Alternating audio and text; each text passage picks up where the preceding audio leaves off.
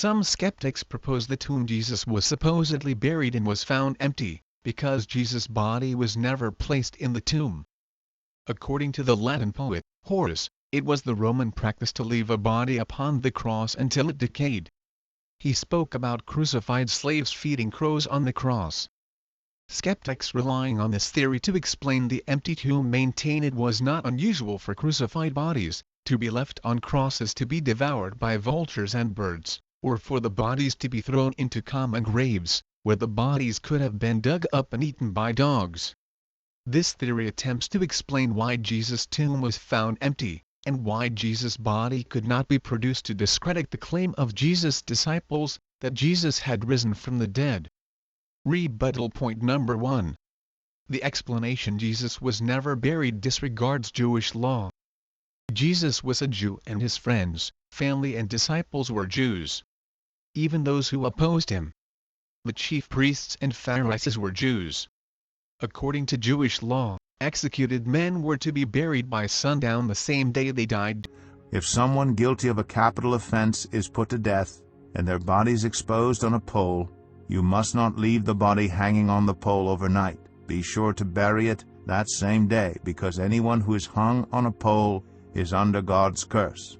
You must not desecrate the land the Lord your God is giving you as an inheritance. If Jesus' body was never buried, all of Jesus' Jewish friends and family as well as all the Jewish leaders would have had to violate well-established Jewish law. This seems extremely unlikely given the fact that Jews in Jesus' day, especially the Jewish leaders, went to such great lengths to make sure they didn't even come close to violating the law. For example, as referenced by Jesus in Matthew 23:24, the Pharisees went to the extreme of straining their drinks, to make sure they did not inadvertently swallow anything Levitically unclean, even something as small as a gnat. You blind guides, you strain out a gnat but swallow a camel. There is simply no evidence the Jews in attendance at Jesus' crucifixion, family, friend or foe, would have blatantly disregarded Levitical law by not ensuring Jesus' body was properly buried before sundown. Indeed, John 19:31 reports the Jewish leaders asked Pilate to break the legs of the men being crucified that day, because the Sabbath was approaching. Now it was the day of preparation, and the next day was to be a special Sabbath. Because the Jewish leaders did not want the bodies left on the crosses during the Sabbath, they asked Pilate to have the legs broken and the bodies taken down. John 19:41-42 reports Joseph of Arimathea laid Jesus in a nearby tomb, because it was the day of preparation for the Sabbath. These verses clearly demonstrate concern that Levitical law be followed with respect to Jesus and the two men who were crucified with him that day.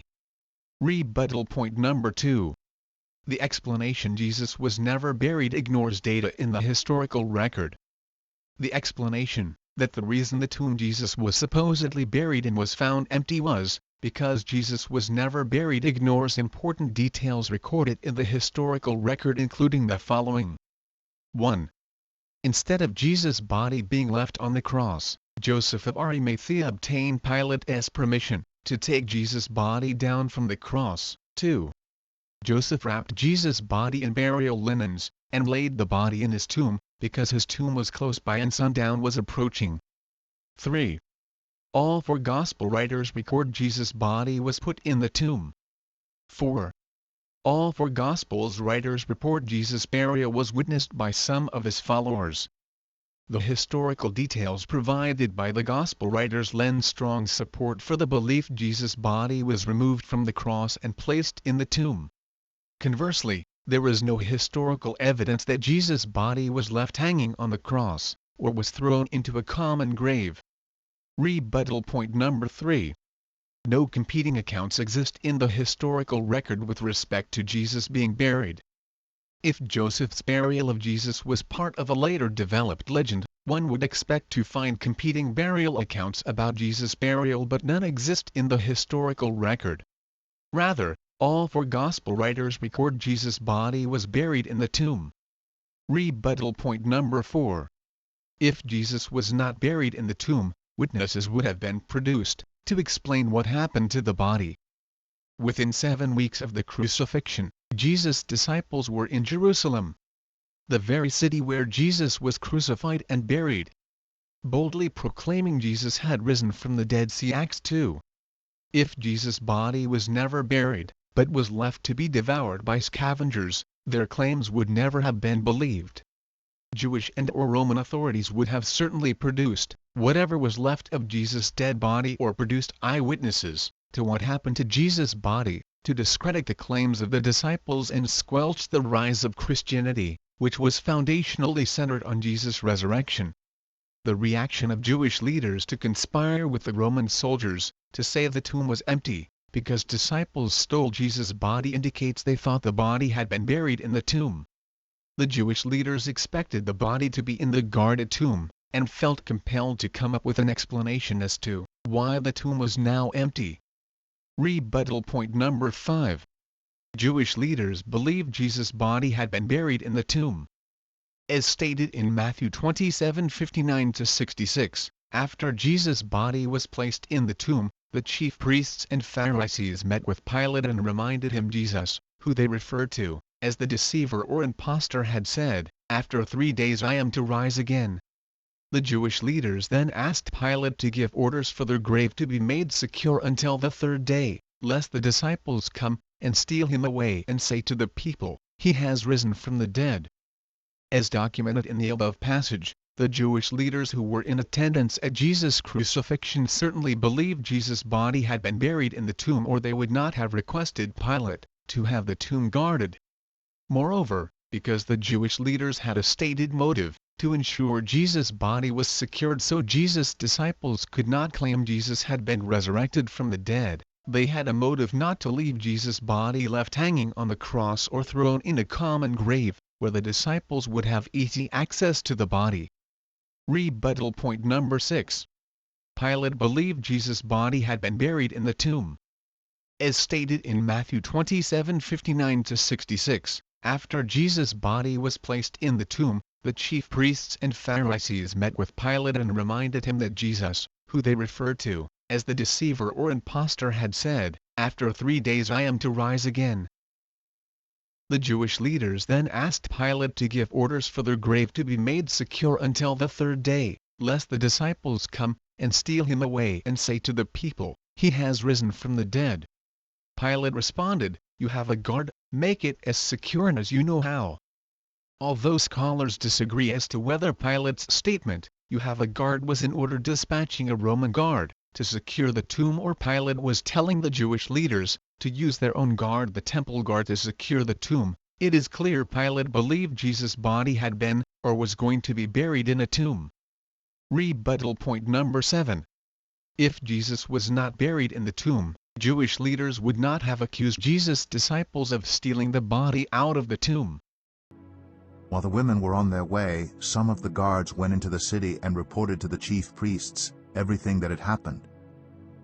When the chief priests had met with the elders and devised a plan, they gave the soldiers a large sum of money, telling them, "You are to say, 'His disciples came during the night and stole him away while we were asleep.' If this report gets to the governor, we will satisfy him and keep you out of trouble." So the soldiers took the money and did as they were instructed. And this story has been widely circulated among the Jews to this very day. Matthew 28:11-15 states, after Jesus rose from the dead, some of the guards came into the city, and reported to the chief priests all that had happened. And when they had assembled with the elders and council together, they gave a large sum of money to the soldiers and said, "You are to say, 'His disciples came by night, and stole him away while we were asleep,'" and this story was widely spread among the Jews, and is to this day. If Jesus' body was not going to be buried in a tomb, but left to be devoured by scavengers, the Jewish leaders would have spread that news instead of spreading the made-up story that Jesus' disciples had stolen Jesus' body out of the tomb. Rebuttal point number 8. The theory Jesus was not buried in the tomb fails to explain why Jesus' grave clothes were found in the empty tomb. So Peter and the other disciple started for the tomb. Both were running, but the other disciple outran Peter and reached the tomb first. He bent over and looked in at the strips of linen lying there, but did not go in. Then Simon Peter came along behind him and went straight into the tomb. He saw the strips of linen lying there, as well as the cloth that had been wrapped around Jesus' head. The cloth was still lying in its place, separate from the linen. John reports when he got to the tomb, he looked in the tomb and saw the linen wrappings lying there. Shortly thereafter, Peter arrived, went inside the tomb and saw the linen wrappings lying there and the face cloth, which had been on his head, not lying with the linen wrappings, but rolled up in a place by itself. Those who propose Jesus' body was never buried in the tomb must provide a reasonable explanation for Jesus' burial clothes being found in the tomb. Note, Jesus' burial clothes would have been easily identified as his, because they would have been saturated with blood, and would have been covered with the burial spices applied by Nicodemus and Joseph of Arimathea. He was accompanied by Nicodemus, the man who earlier had visited Jesus at night. Nicodemus brought a mixture of myrrh and aloes, about 75 pounds. Rebuttal point number 9. If there was evidence that Jesus' body was never buried, James and Paul would have never converted to Christianity. James, later known as James the Just, was Jesus' half-brother and a skeptic during the time of Jesus' ministry. Mark 3:21, 31-35, John 7:1-10. Paul was a Pharisee, who hunted down Christians to persecute and kill them. Both of these skeptics certainly heard the news spread around by the disciples, that Jesus' tomb had been found empty, and he had risen from the dead. If there were good reasons to believe Jesus' body had never been buried in the tomb, and had been eaten by scavengers, James and Paul would have believed that explanation instead of believing Jesus had been raised from the dead. However, not only did James and Paul come to believe Jesus had been raised from the dead, they never recanted that belief and died as martyrs for that belief. Rebuttal point number 10. The explanation that Jesus' body was never buried in the tomb does not explain Jesus' post-crucifixion appearances. As set forth in the article entitled "The Resurrection Best Explains Jesus' After-Death Appearances to Multiple Eyewitnesses," Jesus appeared to over 500 people, on 12 separate occasions, over a 40-day period except for his appearance to Paul, and to at least 2 skeptics, James the Just and Paul. The explanation that the reason Jesus' tomb was found empty was because his body was never buried in the tomb, and had been devoured by scavengers doesn't explain why so many people saw Jesus alive after his execution. Even James the Just and Paul, both of whom were skeptics at the time, claimed to have seen the resurrected Jesus. Accordingly, those who attempt to explain away the empty tomb by proposing Jesus' body was never buried must also explain the post-crucifixion appearances of Jesus. Although skeptics have attempted to provide a reasonable alternative explanation for the eyewitness accounts of Jesus being seen alive, Christian apologists steadfastly maintain none of the alternative explanations are adequate, much less rationally compelling. Conclusion. The principle of Occam's razor, which states simple explanations are preferable to more complex explanations, only states one should not multiply causes beyond necessity. Therefore, Occam's razor can only be relied on to exclude the need for a supernatural explanation, if a sufficient natural explanation can be offered. In the case of Jesus' resurrection, the rebuttal points set forth above weigh against the explanation that Jesus' tomb was found empty, because his body was never buried in the tomb and was devoured by scavengers. The other alternative explanations skeptics have offered to explain away Jesus' empty tomb are similarly inadequate. Consequently, Christian apologists maintain it is reasonable to look beyond the alternative explanations offered by skeptics for an explanation that adequately explains all of the historical evidence, including the explanation that God supernaturally raised Jesus from the dead.